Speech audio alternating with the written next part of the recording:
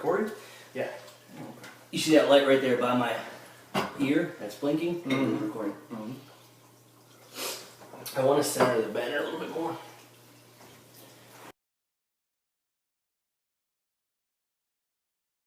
Okay. Yep. You and a guy by the name of Nate Matson. The three-way. He got knocked out. He worked out of Michigan. Nate's one of the fucking best workers out there. I don't think he's working anymore. He is, just not much. Yeah. Okay, so he's doing a couple of things. He works for his own kind of federation. He was great, man. He was just a fucking blast to deal with, and a really talented guy and a gentleman. And we had a three-way match that was just off the hook. And I come back through the curtain, and I see Johnny Stewart goes, "What the fuck was that?" And I go, "Holy shit, what is he talking about? I said to put up with this nonsense, now I'm going to put up with this? You motherfucker, who the fuck trained you? Get your ass over here." And he pulls me into like this little like corridor area where no one's around, and the door shuts, and he goes,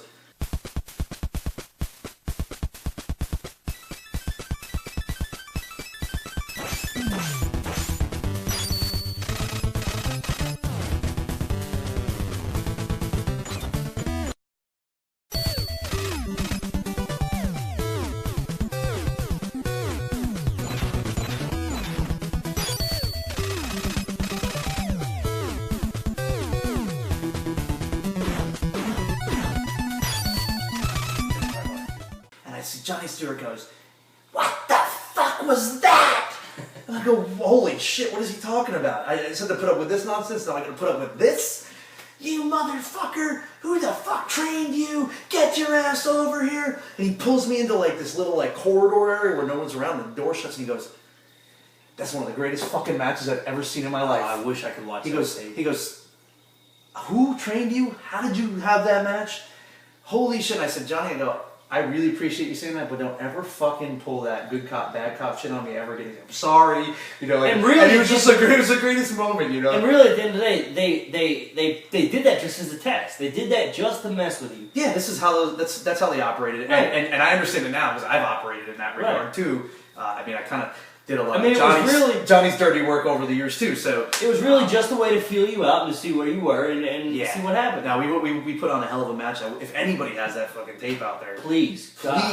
That's the match where Nate Matson knocks me out and Ricky. No, that was a tag match, different match. We had two really good matches. You see, you don't trust anything that comes out of this guy's mouth. Yeah, but like they do that though because they were doing that to you because they were testing you because in hindsight at some point they were setting you up to be the AWA heavyweight champion. I mean, I guess so. I mean, the company was going to fall on your shoulders after Steve didn't have the title anymore. You were going to be the guy to take AWA into the the next. Yeah, at the time they ended up putting it on when I got it. It was on Larry Zbyszko, so they were kind of coming back to the old school, and then they're trying to go in a different direction. And now, how does that feel? Like there are a lot of guys out there, and a lot of guys that I hang with, and some that I've interviewed on the Safe House, or will be interviewing on the Safe House, that are into that new school style, the flips, the flops, the flying, but that's never been you. And to your credit, you really took the old school style, and you took the style of like a Nick Bockwinkel, and you made it work in the new generation. And really, you introduced me. You made me have a newfound respect for the Bach, Nick Bockwinkel, as we call him, the Bach. The Bach. So how hard was that for you as an entertainer, knowing that everybody on this show is going to go out there and flip and flop and try to mark out and do spots, but I'm just going to go out there and tell a story? I mean, that had to be difficult. It was difficult because it was wrong in so many ways too. Because I mean, not to get too deep into the psychology of a show or a match or anything like that, but shows are supposed to build to something. You're supposed to, from point A to point Z.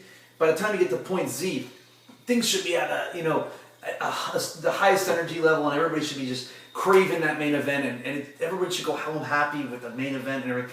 And instead, and this is the epidemic of indie wrestling, everybody wanted to have a main event match. Didn't matter where they were on the card. They never did their job. Yeah. And you had just this really kind of like high match, shit match, okay match, really crazy match, really bad match. Like and it never really built to anything. And by the time the main event came along 4 hours later, because people run shows that are way too long. Frank Goodman. Frank Goodman. And in that 20 matches a show. And in that sense, it's really upsetting to me because honestly, especially now at my point in my career, I do things that are good for the business and for the show overall. I don't care about me. I don't do things.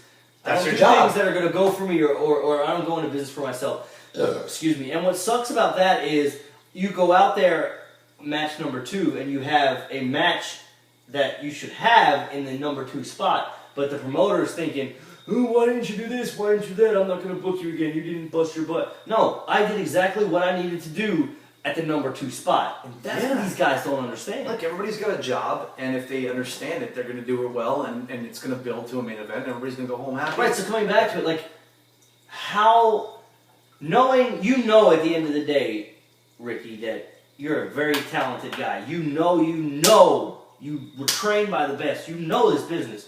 You know what to do. You know when to do it. You know why you're doing it. You know if you needed to, you could do the flashy stuff, but you didn't. So how does it feel that the fact that you get it, but some people are looking at you and thinking, you're not doing it because you can't, rather than you're not doing it because you know you don't need to? I never really cared, because the people who are looking at it that way are really just the people that were in the locker room, and I never cared what they thought, ever. I'm not trying to, I mean, maybe there's an arrogance there, I don't know. I mean, but No. I just know who I respected and who I didn't, and I respected the fans and giving them a good show and doing my job, my part, at that moment in time on the show. So if I wasn't main event, I wasn't going to go out there and put on a stupid main event match in the middle of the show. It was stupid. It would make no sense. No, it's good. It's good. You're supposed to, And that's be trying to respect. build something. That is respect. Yeah, that's That's ultimately... respect for the business, and that's respect for the 2 guys who were main eventing. It's respect for everyone in the locker room Absolutely. and the fans. And the problem was the guys in the locker room didn't understand that. No, and they still don't. No, they won't. They won't. Right. Unless they're working for, Vince or somebody, they're not going to understand it. So, before I touch on the other 2 things, and obviously I've already looked, this is going to be another 2-part safe house, because we're way past the hour. We're way over it, and that's fine, because it's good, man. This is fun. This is really good content. This is fun. And it's what I asked DR, and it's therapy, is it not? It feels freaking great to get this stuff out. So before I get on the other 2 things on the AWA that, to me, I really want to touch on with you, I want to touch on what we're talking about right now. It's a good segue, and I keep saying I want to touch on it as if I graduated from Penn State, but I promise you I didn't. I apologize to your roommate. Yeah, he's a Penn State guy, man. Speaking of, I know who I respected, I know who I reached out for, and those guys are just dicks in the locker room. Who are some of the guys that you ran into that you just didn't get along with, that treated you, that because... I think one of the reasons why me and you connected really well at first, after we got the power struggle out of the way, is because me and you, when we first broke into this business, we were both somebody's boy. We both had that stigma with each other. You were Steve Carino's boy. Yeah. I was Thomas Simpson's boy. Right. That's why we connected. But being someone's boy, you carry a stigma with you. So you get treated a certain way by certain people. Yeah.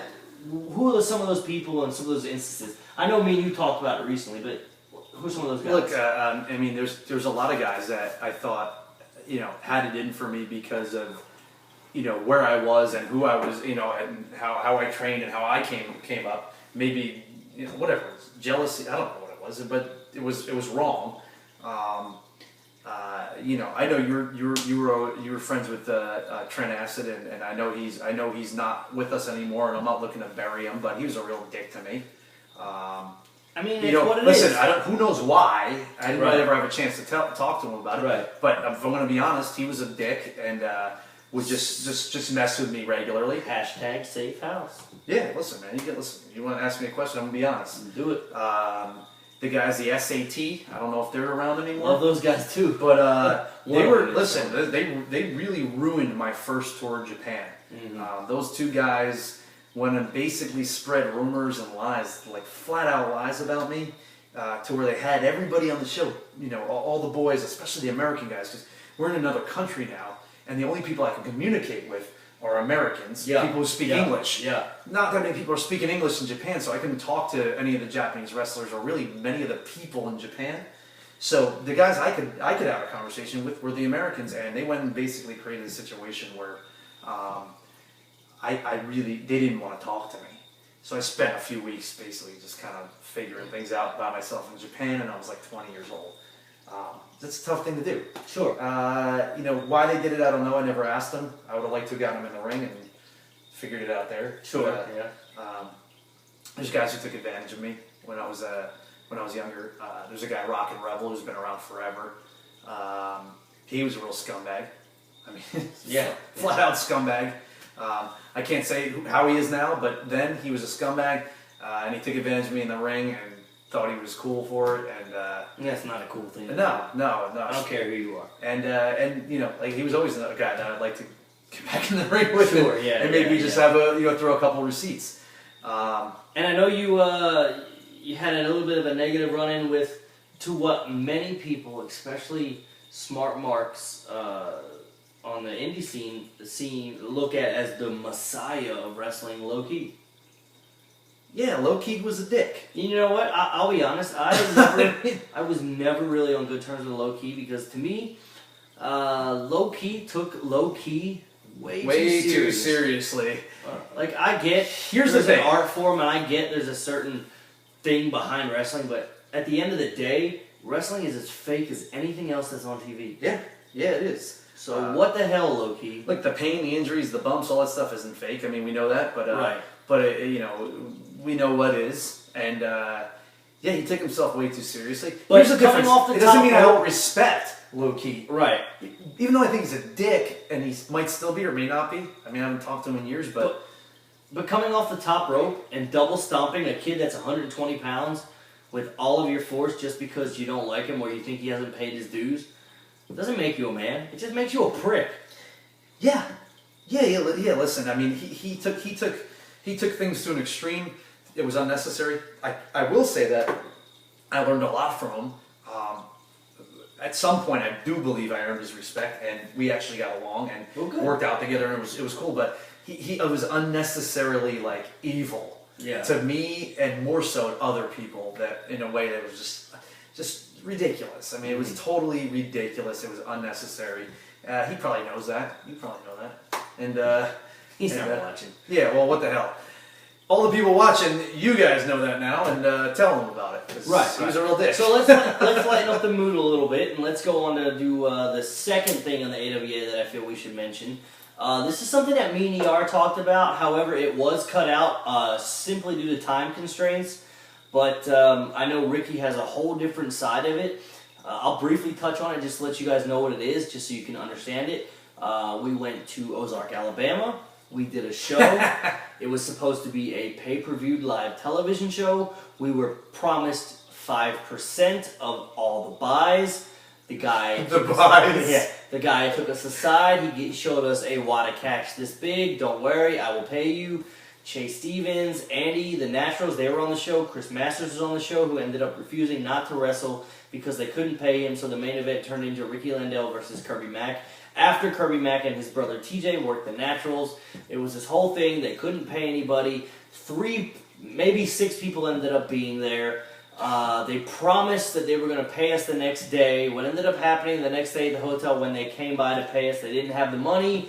Me, ER, and one other guy, his name was Walter, we took the older father, the 60-year-old guy, Al Griggs, Sr., we literally kidnapped him. We threw him in our van. We would not let him out until Al Griggs Jr. drove to the Western Union and got our money, and we paid everyone. That's the story, very quick version of it, but I know Ricky has a different whole side he wants to touch on. So, I present to you Ricky Landell and Ozark, Alabama. Well, let me take a quick pee break, and then we'll get to it. How about that? So that's that. I'm gonna take a pee break. I'm gonna look at some porn on my phone.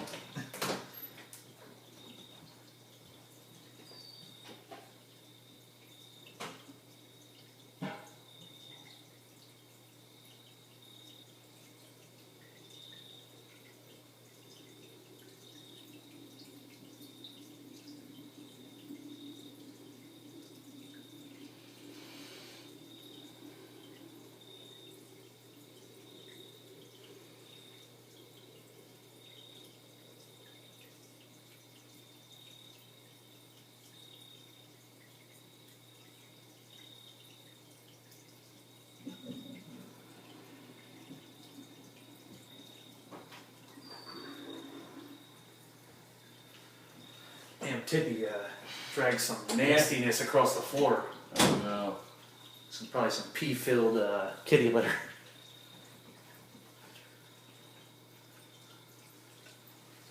So you ready to get back to Al Griggs here? Alright, hold on. So with all that, ladies and gentlemen, I present to you Ricky Landell and Ozark, Alabama. Well, I mean, we gotta like kind of backtrack to like another story, touch on it for a second. Sure, absolutely. At this point in my career, this is kind of like almost coming down to the end of my career. Which we're coming up to next, which is my third point, but go ahead. So we're back at that time because, you have Men at Work. I love that movie. You want to watch that afterwards? That's a great movie. Absolutely. Nobody, you probably don't even know what. And Men I at was Work like, is. Emilio! I swear to God, And he was like, the guy from the Mighty Ducks. So he goes, I hate cops. I hate them.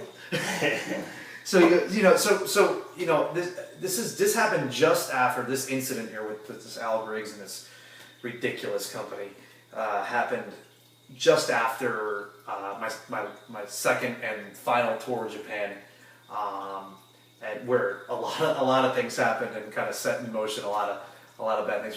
Maybe we touch on some point or that's what we're closing out with. Okay, so I'm already kind of in a bad mood to begin with, just in general with wrestling, and we fly into Alabama. Where was it? Ozark. Well, you fly. I drove, but Ozark. Oh, I fly into Alabama, and I come to find that I have to pick up Chris Masters from the airport as well. So we're both flying in. He just got Future Endeavor, first time. What's that? Chris, What about? had been Future Endeavor, first time from the Fed. Yeah, he was no longer with them, so he was doing some indies, and I never met him before. So he flies in. I get a car. He flies in, and that's just a quick story. We start driving, and I'm driving, and all of a sudden, I'm just driving, kind of ignoring anything that's going on, and I'm like, what is that? And I look over. He's lighting up a joint in the car, and I'm saying, come on, man. And weed. Like to think it wasn't weed. Listen, I'm not a big weed guy. I don't smoke. No. I don't smoke, but I don't have any problem with anybody who does smoke. I understand it. I actually support legalizing it, but look, Mr. Jake, as in Jake Roberts, if you're gonna smoke crack in the car, just roll down the windows. Yeah, man. Well, so I'm smelling this weed, and I look at him and he goes, "Oh, I'm sorry," and I'm thinking he's saying, "Oh, I'm sorry for lighting up weed in your rental car," without even speaking to you. And he goes, "Did you want some?" I'm like, you motherfucker. So I'm like, that's the masterpiece. I was like, baby. listen, masterpiece, just finish up whatever you gotta do there. We're two guys he's from California, I believe, and I'm from up north, and we're in fucking Alabama. Ozark. Yeah, you ever see My Cousin Vinny? They talk about, you're in fucking Alabama. Have you ever heard the song Sweet Home Alabama? There ain't here to do. What the hell did you just say? That's how it goes. Oh. Sweet home Alabama, there ain't ish here to do. So what they're saying essentially is they don't like people from up north or from out west. Or black people. Or black people. But, we're driving along and that's just what I need. Get pulled over by an Alabama cop, a state trooper or something. An Alabamian. With this guy smoking weed in the car from this California. This guy, meaning... Because I look like Chris Masters. You do look a little bit like him. Yeah, I'm going bald. You got that receding deal. And I have a C cup. and then me from, at the time I'm up in New York. So they're like, shit. Yeah, great. I'm going to get pulled over and have to deal with this. I'm going to be in Alabama for the next 10 years. Luckily, nothing happened. But I'm pissed at this point. Sure. I call up the promoters, not Al Griggs, but Al Griggs' son. Al Griggs Jr. Oh, I don't even remember that. His name was Al Griggs Jr. He's a junior. Yeah, lucky That's him. AGG. Lucky him. So, because he spells junior with a G. I call him up and I go, hey man, where are we staying? Where's our hotel? Because the show's that night. We had to check into the hotel and then go, I got you guys out an apartment. Yeah, he did. And by the way, this show, because you guys didn't see this, and maybe I'll release the bonus footage with ER for the whole Ozark story later, but this show was at a legit convention center. I'm talking about like it was at a center like that Raw would book if they're, WWE would book if they're running Raw. Yeah, it was the biggest building. It was huge. Within 100 miles of that place. So anyway, they were at an apartment. We go to an apartment, which, granted was nice, but it was weird. Why would you put us up in an apartment? And why am why I would in you an put apartment with Chris Masters? I don't even know two this guy. perfect strangers up in an apartment, and one guy's name is Balky. Very, very odd. Yeah, I mean, it's Anybody unbelievable. catch that Balky reference? Bartakamus from. Thank you. From. This is why we're so. I don't remember his. Just look at me in the eyes. Yeah, you feel it. Yeah. Yeah, finish it. Don't worry, I'm gonna Benny Hinn you in a second. Demons be gone! Oh, gotcha for fire! Fire! So we're in this apartment. We said Behind. we deal with the apartment. We go to the show and he pulls. Let me tell y'all something here. This is Al Green, senior, of course. Senior. Let me tell y'all Who something. writes in all caps? This here is being taped for pay-per-view. Y'all get 5% of the commission. 5% of the commission. Now we may not have all your money, but this is for pay-per-view. Now this may not look like an expensive camera, but it's what's filming everything tonight. Yeah, My and he's got a lot of JVC cash this big. My JVC Kaboom Box Slam of the Week camera. So I peek through the curtain. I Roll see your roughly 10 people scattered about. I'm saying, fucking pay-per-view. What are they gonna be doing? Just blasting crowd sound into this building? I don't know. Yeah, I don't know. You guys laugh, but you'll be doing that. So I go, fuck, man. I don't know. Chris Masters. I go, look at this. There's 10 people here. He goes, well, I'm not working. No, actually, to in his credit, he did ask for his money up front. He wanted his money and he couldn't get it. And That's they why he wasn't said, working. I only have half, and Chris said, well, then you're only getting half work out of me, and that was me showing up. Sorry. Which I don't blame him for, and it's probably the same thing I should have done, the same thing Kirby should have But done. everyone should have done. But the problem is, we love the business too much, and we let you crappy promoters walk all over us because you're a PO. Don't get me started. This is not, I'm not being interviewed, you are. He was the worst of the worst at Continue. ratings, I'll tell you. So he can't pay Chris Masters ahead of time. He doesn't have enough cash. Shouldn't pay Chris. What? So I'm trying to go into business for myself, of course, and I figure, well, I'll still work the main event. And then I'll say, oh, listen, you just give me a percentage of whatever you're going to give Chris Masters. And you did say you just pay Kirby double, which didn't happen. Well, because I said, Kirby, when are you working? And he tells me, I said, well, you're working main event too. And then, what do you want? Hey, what are we doing? I don't know and I don't care. And guys, I kid you not, there was maybe, I mean, really, honestly, at max 12 people in that crowd. And myself and TJ and Chase Stevens and Andy, the Naturals, we went 30 minutes, I mean, hardcore balls to the wall. We gave those 12 people a WrestleMania-type tag team match. I mean, and that's just the type of people that wrestlers are. No matter what, we're going to perform our craft for you. Well, pro wrestlers. Real pro wrestlers. yeah. pro wrestlers. Yeah. I mean, we performed our craft. I mean, we got paid eventually, and we'll get into that, but anyway. Yeah, so I mean, I was there to work Chris Masters, and that wasn't happening. He wasn't going to work, so pull Kirby into it. Kirby and I are going to go ahead and work a singles match. And Great match. Just however we feel like doing it. There was nothing worked out, and with the understanding that I'm going to get basically like 50% of whatever he was paying Chris Masters, and Kirby would get paid double from what he was paying. We'll work out happy.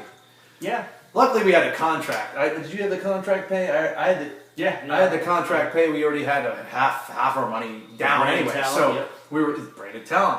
That was one of the nice perks about it. So we had some money, but it was ridiculous. We ended up leaving the show. We didn't get paid. These guys, as you know, held them up for money. The promise was, we're going to pay you tomorrow. We'll come to the hotel and pay you tomorrow. They finally showed up at the hotel at 2 o'clock. So remember, checkout time is 11.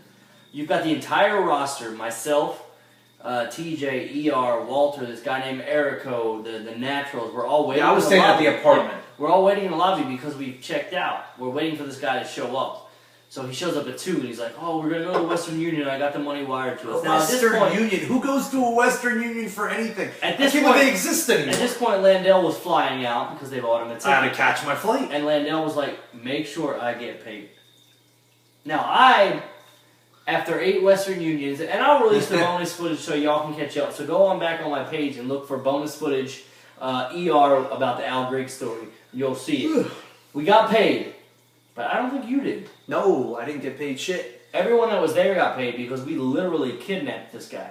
So as that's going on, I'm calling the Al Griggs Senior. Calling. He's not answering, of course. Why wouldn't he?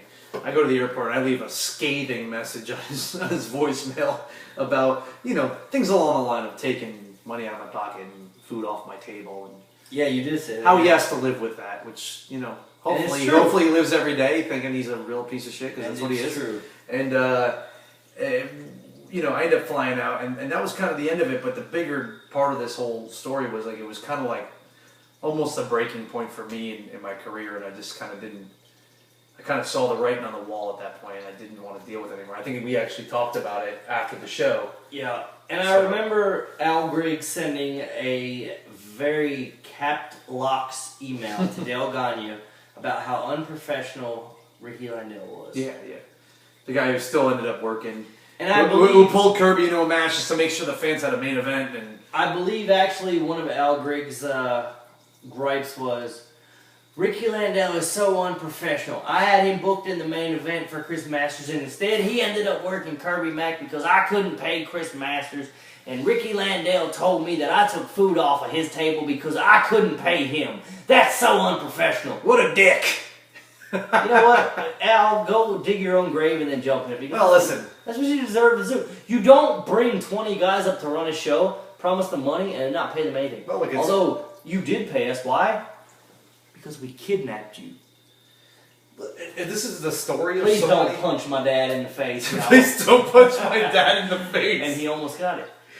Listen, this is the story. This is not an unheard of story. This happens all the time in pro wrestling. And it's I a shame. People watching, I don't know who watches this or whatever, but I hope the people watching understand that this is the kind of nonsense you got to go through all the time.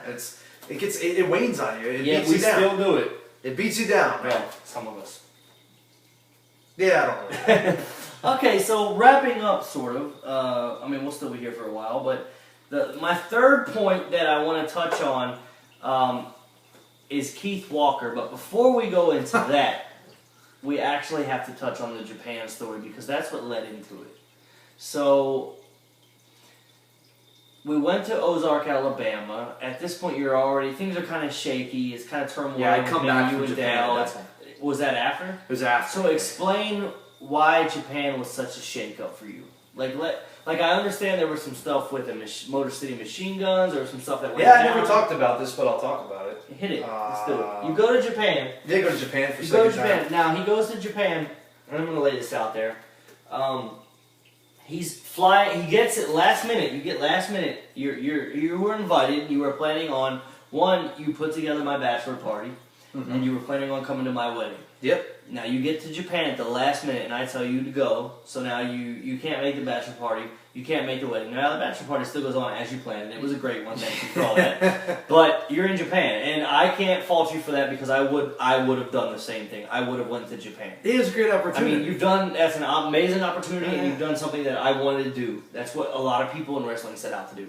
So you're in Japan. Let's take it. So I go to Japan, I fly in, and man, when you fly to Japan, it's like, it screws you up too. You're so screwed up on hours, you don't know when's daytime, when's nighttime, and you feel like you're all screwed up.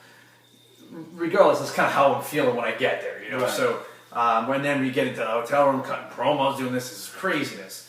I just want to go to sleep and be left alone. So we get there, and then, you know, and of course, I mean, the reason I got there was because of Steve Carino again, just like the first time when the SAT decided to pull shenanigans.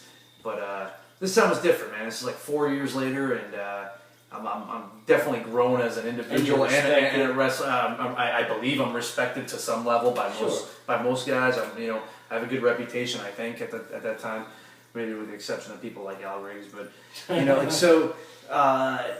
was a great opportunity, and I thought, you know what, this is a good time. This is a good way for me to kind of like redeem my image in Japan and really make things happen. And it didn't work out that way, unfortunately. It turned out to be sort of the beginning of the end for me.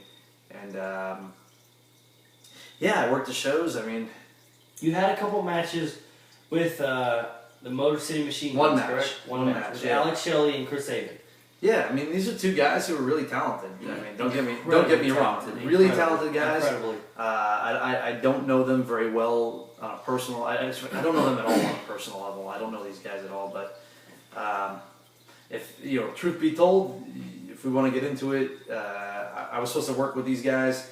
It was me and one of the Japanese wrestlers, and against those guys. And You know what? I think this is where you see sort of the ugly side of pro wrestling, where people are really all about themselves, getting their shit in type situation, and it ended up kind of like burning me in a bunch of ways.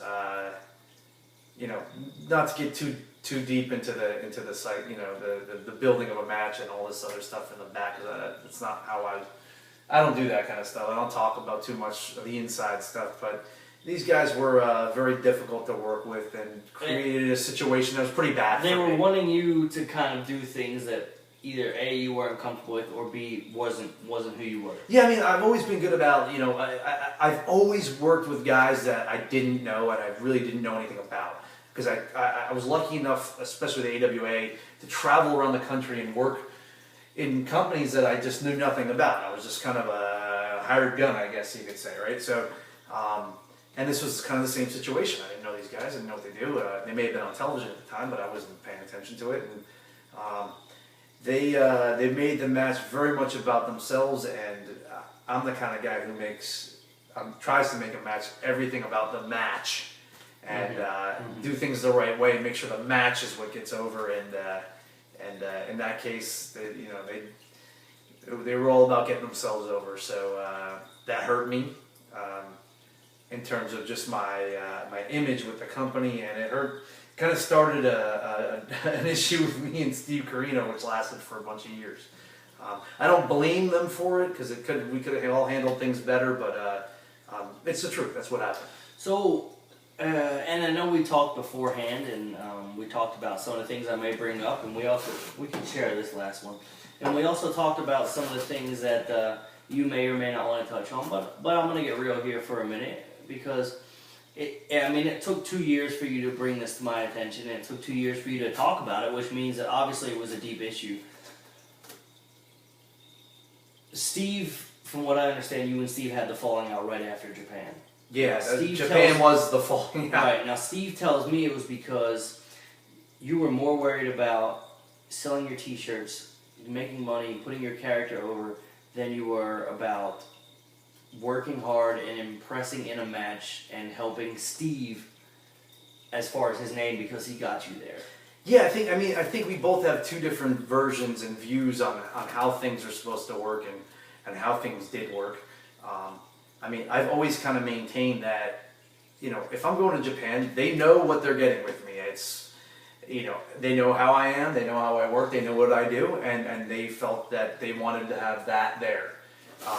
I think Steve expected me to sort of adapt to a lot of things that were happening there in terms of the way wrestling is done in Japan, but that's just not me. Although I was trained in a Japanese style, I never really worked it. Sure. I worked an old school style. Anybody who's ever seen any one of my matches just knows how I work. It's an old school style. It's pro wrestling, and that's how I worked when I was there. And unfortunately, it didn't work out. I wasn't concerned about selling any t-shirts. I was just concerned about, really at that point, getting through the matches, because people were going out of their way to do so much crazy shit in a match that was just unbelievably unnecessary. So that's where I was with that. He and I didn't see things eye to eye, and it kind of killed our relationship for a bunch of years. But I think we're over that. And listen, it hurt, because I missed Steve. I missed him then. And even though we talk now and stuff, I still miss them now, because I wish we had still had a good relationship. And never, ever, ever being one to toot my own horn. I believe I was instrumental in you two getting back together. I helped push that. But, anyway. I don't remember, but... Yeah, okay. I don't. So, you're having this huge falling out with your mentor. Yeah. That's gotta hurt. It's the worst, man. It was like... Listen, you call mentor or best friend, or really, Steve and I were tight, like family. We were like family. Yeah, you guys were almost father-son. Yeah, more like brother, like big brother, little brother type thing. Sure. And, so yeah, it hurt. It was really a tough situation. But look, this is the kind of stuff you got to go through, in life. So now we have the Japan fallout, and obviously Steve is really, really tight and really close in Dale's ear, because of who Steve is. He's got that leverage. Yeah. So he puts that in Dale's ear, and you're hurt. You're distraught. You're really kind of in chaos mode. You don't know what's going on. You don't know what you want to do. And you're really down on the business. Mm-hmm. Something you love, you're just really down on it, and that hurts you. So maybe you're thinking, I want some time away. That word gets to Dale, and Dale tells you, no, it's not happening. You're my champion. At the time, you were the champion. You're not going anywhere. And Dale gives you the famous quote, you're not going anywhere. Like some creepy 1980s movie. Yeah. You tell. What did you do? I'll be you. I'll be you, and you can be Dale, and I'll say, yeah, you know what, Dale? After all that went down, I think I'm just gonna step away from the business for a little bit and reevaluate my life and see where I'm at. And I think I'm just gonna stop. How dare you? You're not going anywhere. So that's what you're told after all this. I'm told I'm not going anywhere. You're not going anywhere. So, and at this time, you're still the AWA World Champion. And really at this time, too, this is when Dale and Vince McMahon's lawsuit is in the heat of it. And Dale's starting to lose his territories left and right. He's probably down to just a handful of territories. Yeah. You're not going anywhere. You're the AWA Heavyweight Champion. The AWA is crumbling under Dale's fingers. His champion is about to quit wrestling, so he makes or at least take a break, some sort. Yeah. He makes that was the original goal, was take a break. I mean, he calls a really quick audible, and he books you with what seems to be his new buddies now, Erico and Walter, for Platinum Pro Wrestling. Indiana, against this guy. I say that because this guy. Well, no, I mean, I originally was booked to work against, what was the owner? Erico. And that's who I worked. And then they kind of did this thing. I told But it Dale, ends up turning into Keith Walker because they want to get the strap off of Ricky. Well, we had 2 matches. Yeah. In one night. It was very odd. But yeah, the idea is, listen, I want to take a break. Dale doesn't want me to take a break, so now I have to do something with this title. And my thing was, I said, Dale, I'll just mail it back to you. I'm cool with that. And he's like, no, you gotta drop it. Well, I said, okay, that's no problem. So then I find out that I'm supposed to work with this kid, Erico, and then I'm supposed to work with Keith Walker. Now, and meanwhile, this is where the whole thing is supposed to happen. Now, meanwhile, he's in my ear because for some reason Dale doesn't think that me and Ricky are close. He thinks we're just 2 guys on opposite ends of the fence, but really, me and Ricky are tight, and we've always has been, and we always will be. So me and Ricky talk about everything. So I'll be on the phone with Dale. I'll get off the phone with Dale. Dale will call Ricky. Ricky will get off the phone with Dale. Then we'll call each other, and we'll talk about the whole damn thing. Yeah, just to make sure that Dale isn't trying to put a wedge between us. So at this point, Dale's telling me he's trying to put a wedge. Oh, I got Keith Walker. He's going to shoot on Ricky. He's going to get the title back. And we're going to kill Ricky. We're going to bury Ricky. So Ricky Landell, Keith Walker. Dale Gagne has this set to be a shoot. Mm-hmm. Lay it out. Well, I don't really know this for a fact. You're not cued in. No, I'm not cued in at that time at all. So I'm all right. Well, I'm going to do my job as I always did, and whatever he wants, So we go there. I have the match, and then the match ends. I win the match with Erico, and then Keith Walker comes out, and it's going to be like another match is going to start there. So work all this stuff out, blah blah blah, and the first he comes in, he slides in. This is the new Montreal screw job. He hits one move on me, just covers me, and then the ref goes 3. And then the bell rings. Keith Walker pops out of the ring like he has no idea what's going on. It was listen, you want to hire Keith Walker to wrestle? That's one thing. You want to hire Keith Walker to act? Please. It was the worst show Michael's acting ever. The guy is a horrible actor. I mean, he looked like just like a big overgrown baby Huey running around screaming about his model and doesn't know what's going on. Wow.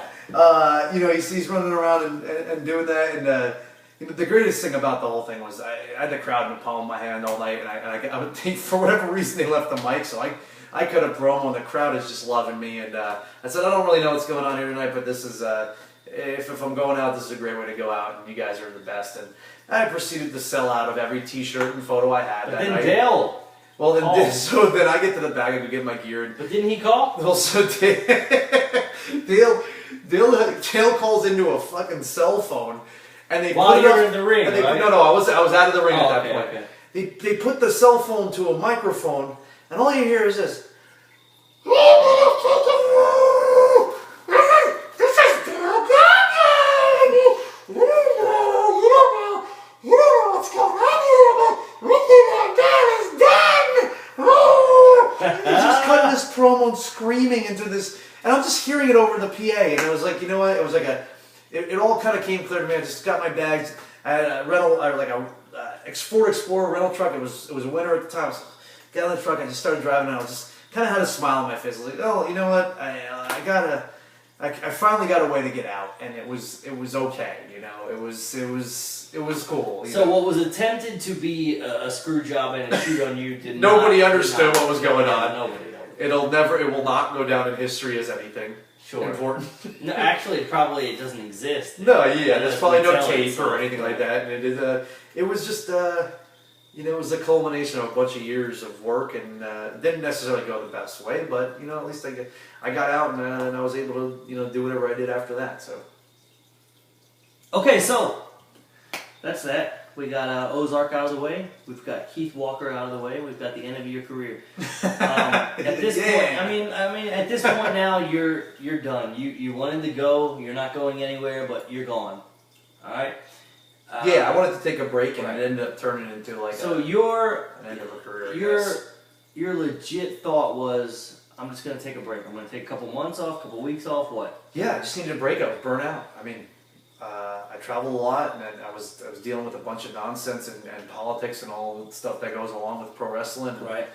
Anybody in wrestling knows. And then I just needed some time. I mean, I'd run probably 6 years straight at that point, with no time off really. Right. I mean, right. I'm not. Listen, I wasn't working for Vince. I wasn't on the road. I wasn't on the road during the week the whole time, but from Thursday through Sunday, essentially, now, I was dedicated to wrestling for 6 years. But speaking of, from what I understand. And let me get to the whole spiel, and then you can correct me if I'm wrong. You had the opportunity to work for Vince, though, just as much so as my brother and I did. Either work for Vince or for TNA, but you decided against it because you felt like at the time, I'm the AWA Heavyweight Champion. If I go on TV or if I go on whatever and I job out to someone. That's working for Vince, What does that do for me? Is that not correct? Kind of not correct. I mean, you're right. I had opportunities. Tommy Dreamer was the guy at the time who was doing all the booking of the indie talent and using them for whatever they were using them for on the live shows. And Tommy asked me a bunch of times if I would be interested to come. And I just really wasn't. And the reason I wasn't was I just never. It wasn't so much that I was AWA champion because. I mean, look, you take your opportunities when they come, but in this case, just like you did. I mean, I know you did that. I mean, your opportunities came. You took them, even though you were AWA light heavyweight champion. I took them right away. I caught heat for it, but I took them. I never saw how that could help me progress really much in wrestling.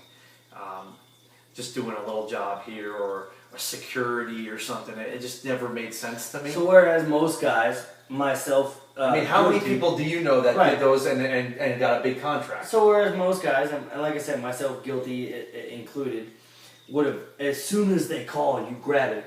Even though 95% of the enhancement guys that go never end up on TV because they don't have a spot for you, they take it. Right. You were like, no, what is that really going to accomplish? Like I said, so you weren't after that quick payday like most of us are. Or that quick recognition. Yeah, I mean, I think you didn't get paid that much. I mean, truth be told, I think it was $250. $250, yeah. Right? It's $200 at the time. Okay, so it's less now, and God, it should be more now, but inflation. But no, I never saw how it could really help my career. And the other thing was, like I said, you never really saw many guys take that opportunity and really all of a sudden become a star. Couple guys, but it's like a needle in a haystack, 1 in a million. Yeah. We get it. And the other reason was, I don't know, I was probably like a little bit older than you, right? little older than you, a little older than a lot of the other guys at that time, and I wasn't jumping at those opportunities at that age. It was. So was your main goal to work for Vince, or was it just to make a living off of wrestling, like say in Japan? I think it was just to make a living off of wrestling. How that was going to happen, I didn't know. But I actually made a good amount of money in wrestling, which I'm proud of because I know a lot of people don't. Most guys in pro wrestling don't make any money. In fact, they lose money. They're in the red. I've been on record before saying this. The year and a half, 2 years that I worked for Hermie Sadler and I did all those darks for the Fed and TNA, I paid for my car in full, $15,000 off of wrestling. Yeah, I mean, at the top of my, truth be told, the top of my existence in wrestling, I made 15 to 20 grand in cash. And you can't beat that. And it was like a supplement to an income. Yeah. And it was great. I'm very proud to say that I closed my career out in the black. Right. It having made money in pro wrestling, where to this day there's guys who were in pro wrestling for the last 10 years who've made not one dime when it comes down to it. That's true. They don't net one dime. So, I don't even know where we were. No, I got you. I'm following it.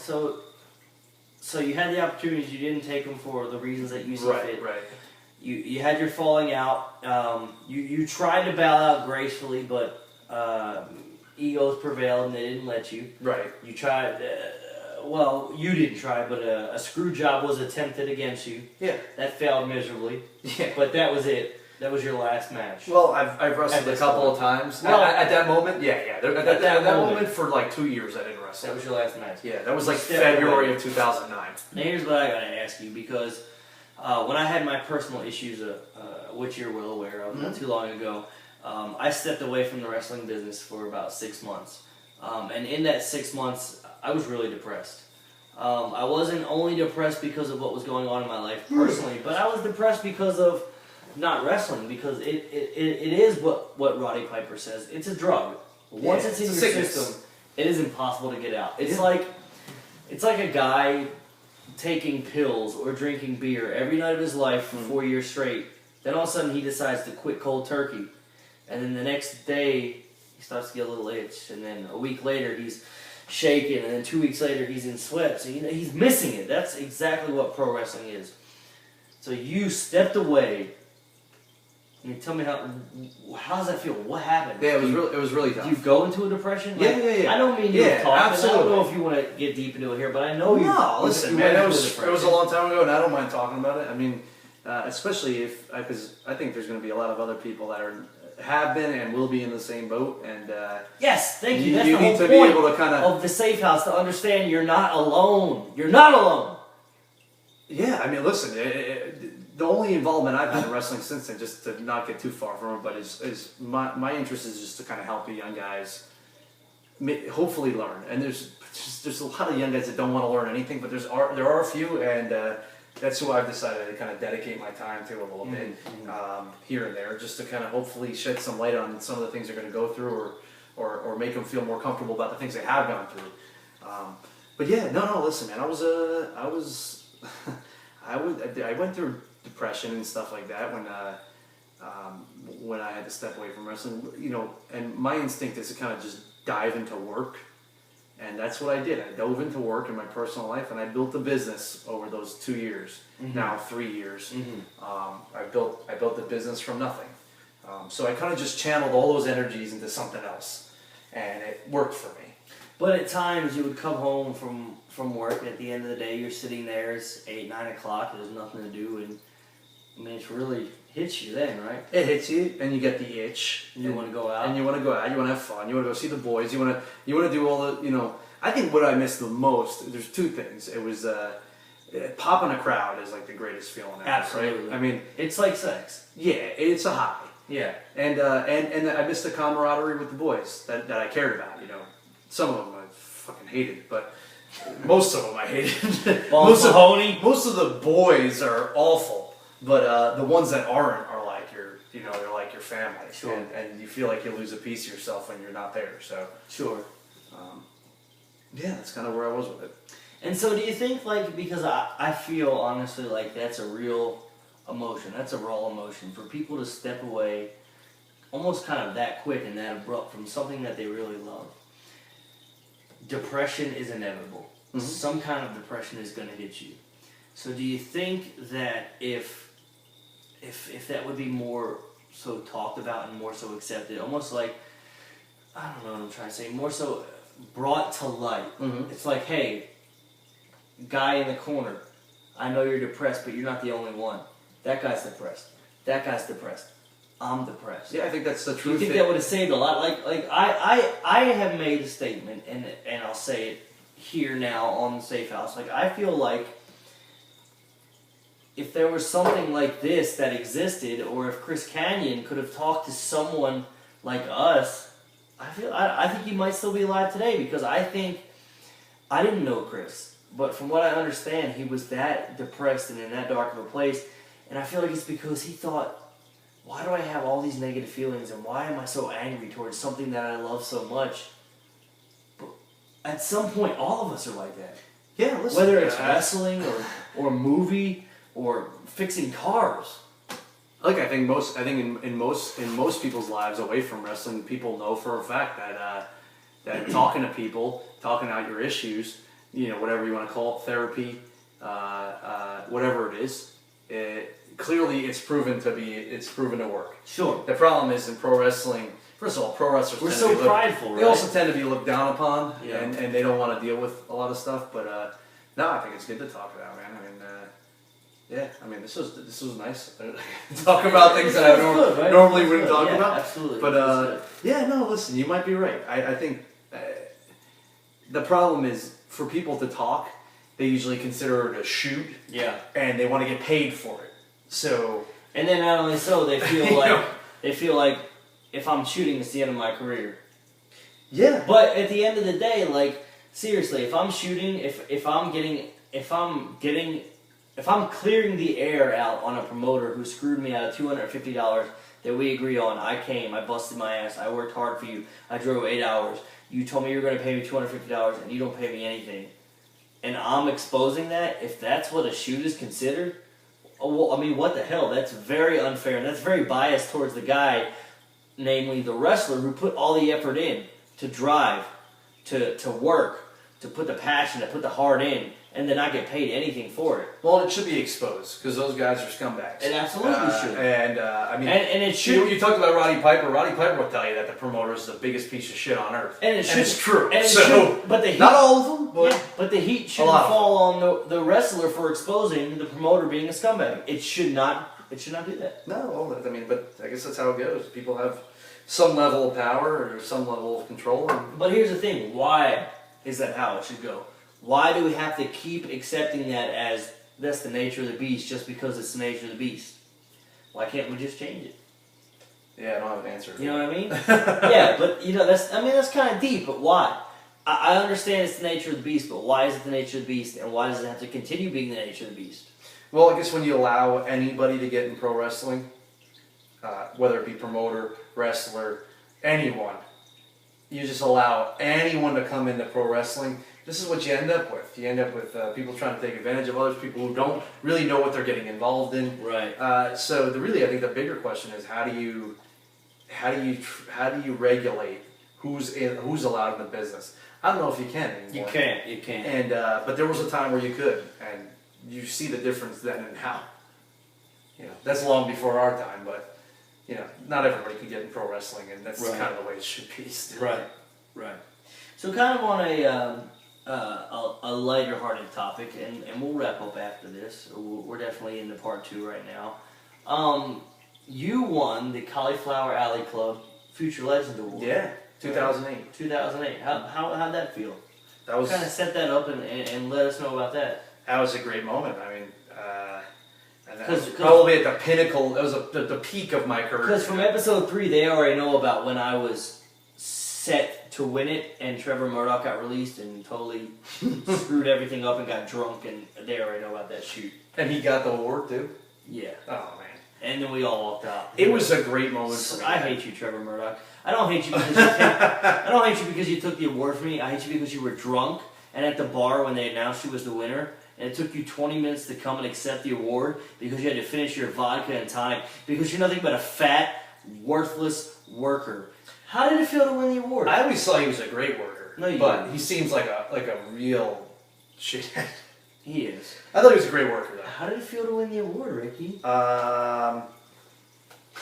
It was cool, man. Yeah. It was cool. I mean, come on.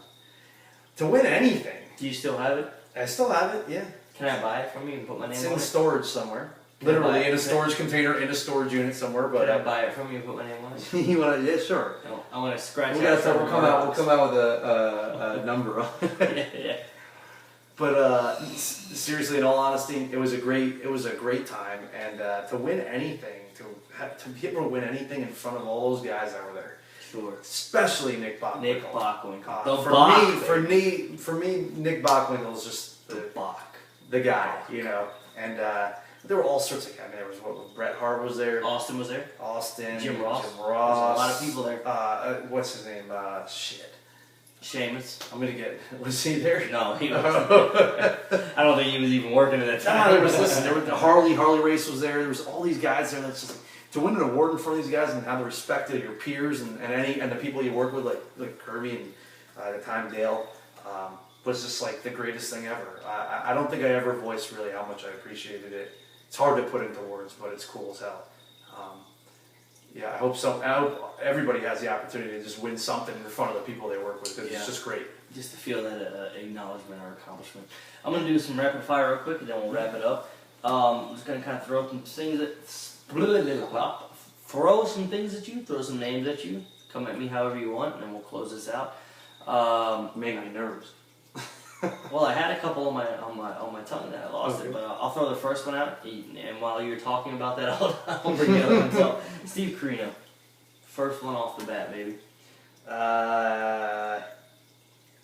The first thing I think of when I think of Steve, I have just ultimate respect for Steve, regardless of anything that happened.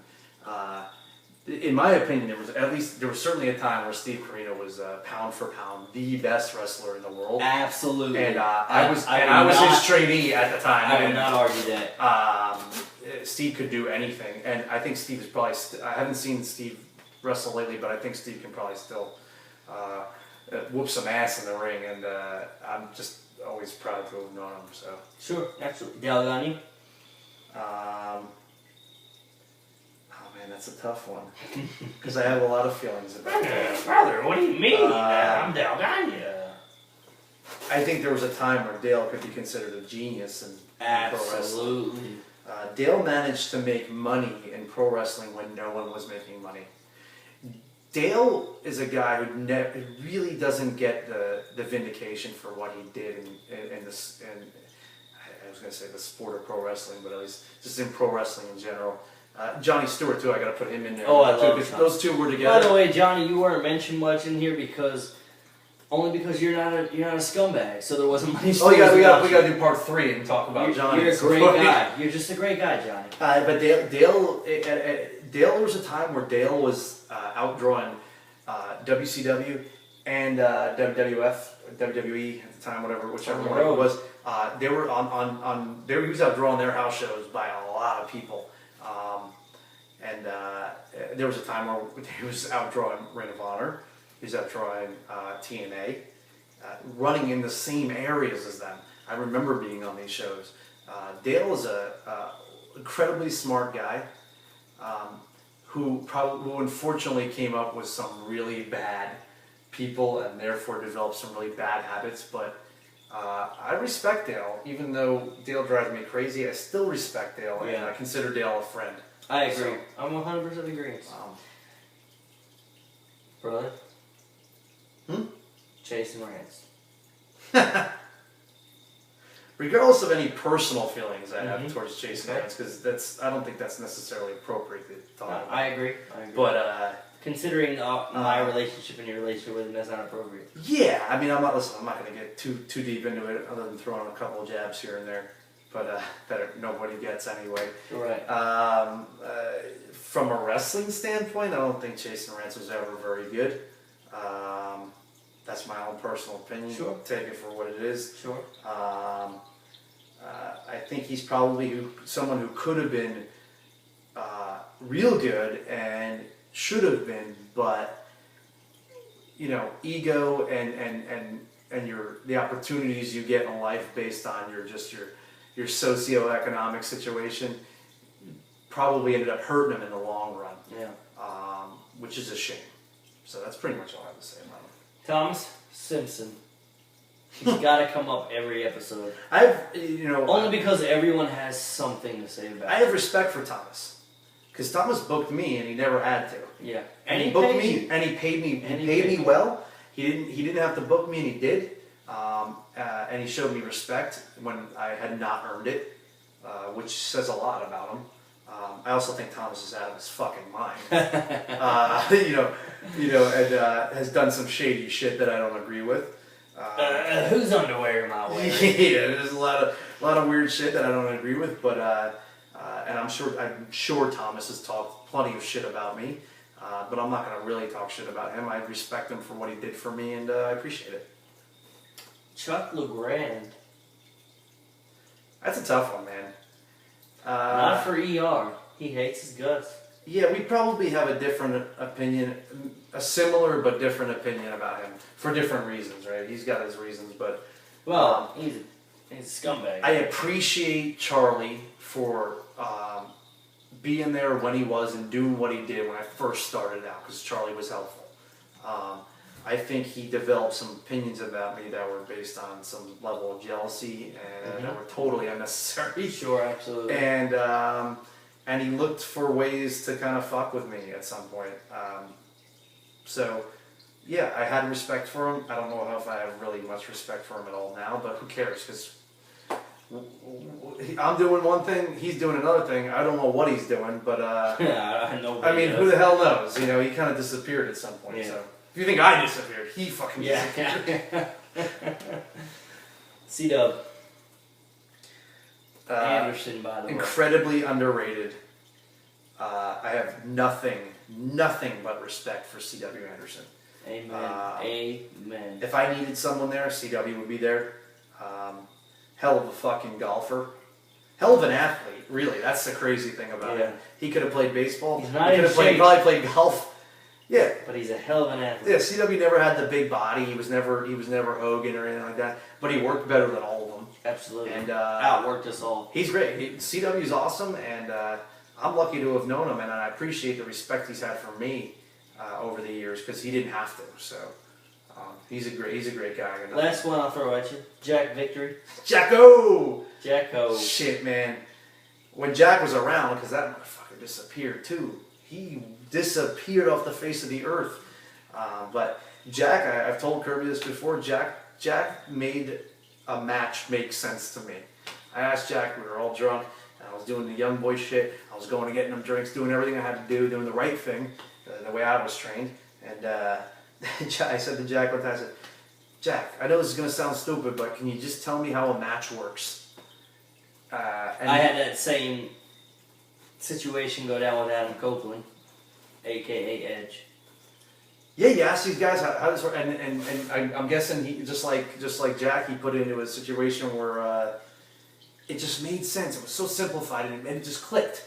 All of a sudden, it clicks for you, and you're now all of a sudden just a better wrestler and just a better athlete for knowing what he thinks. It's really cool. I love Jack. I hope he comes back around. Jack and I used to play golf, and it was fucking awesome. So. Yeah. Well, and to be honest, I really feel like if we dive in deeper, we could probably go for another hour. But, well, one, we're out of beer, and two, we're out of time. So, is there anything else you really want to touch on? No, I want to come back though for episode. We'll definitely 3, bring you back, man. 3. You know that you're always there for me. I'm sure this. You touched on a lot of things that were very entertaining, so I'm sure this will definitely make its rounds. And look, after 5 years of being a ghost, Ricky Landell may make the dirt sheets again. You never know. Well, we'll see. Hopefully, but in some closing, people watch man, this. I just want to know: you're done, you're out. How bad does it get to you? You know, do you get the itch? Well, listen, man. Nobody said you're done, you're out. I never said that. Right. You might, and other people might say it. Who the I hell said it. knows, man? Sandlot, shortcut, this guy. Of course, you always get the damn itch. It's just a matter of whether you want to take it or not. And So the future's wide open for Ricky Landell. yeah, man, hell yeah. You never know. You never know. Hey, that's right. I said it. That's right, I said it. And that's all there is to it. All right, well, this is normally the part of the program where I ask my guest, Ricky Landell, who has been gracious and very open and honest. You guys were in for a treat. This was definitely some priceless information you guys got. This is, again, normally the part of the Safe House where I ask them, tell us where we can find you. You give us your Facebook, give us your Twitter, but Ricky, you really don't have any of that. I got Facebook. If you have a Facebook, go ahead and throw that out I do. there. It's Facebook/Ricky Landell. So Ricky Landell on Facebook, if you want to catch up with the old Excellence Ace, or whatever the hell it was. the new generation Ace, I got you. New generation, if you want to catch up with him there, he's not on Twitter, and he probably will never will be. Nah. But you never know if you'll see this guy pop up again. Yeah, find me on He's Facebook. Come up around and again, and regardless of how he treats himself in physical shape, the guy still has it. He'll never lose it. He was trained by the best. He's one of the best, and that's just the way it is. Look, Ricky, man, I really, really, really appreciate you coming on this ridiculous little show and opening up as honestly as you did. I mean, It was good, you were right out there. You were flat. You were straight. You didn't tell anybody anything that isn't true, and that's exactly what this is about. And I appreciate that. Good, man. I appreciate you having me, and I think this is a real cool forum. So Oh, good. I'm glad. we gotta keep it going. So this is episode 4. We'll see what episode 5 brings you. As you could tell, I already booked another guest during episode 4. I got a lot more coming. We will definitely have Ricky Landell back on, as we have barely, we didn't even touch the surface with you, bro. We really did. Got a lot of stories, man. But I thank you for your time. I thank you for your honesty. I really do. I appreciate it. I love you to death, brother. You know I love you. And on that, we're out. We'll do the Ricky Landell.